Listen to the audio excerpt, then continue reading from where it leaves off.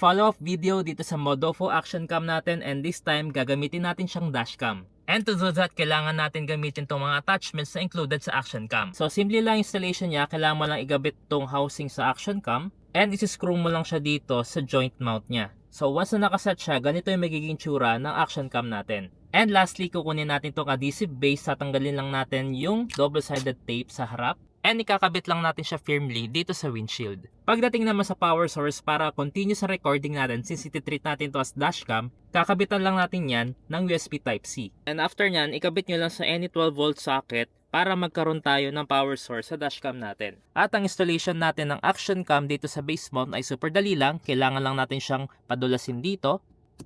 Ayan, that's it. And all set ka na. So for the benefit of this testing, hindi ko nagagawa ng cable management. So hayaan nyo lang muna na nakakalat yung cable natin. So tara, itest na natin yung footage ng Action Cam na to. Okay, so right now, we are testing yung Modofo Action Cam na H88 Pro. So kamusta naman yung quality? Kung makikita nyo, mas malaki yung field of view niya. Dahil nga, may pagka fish eye effect yung camera na to.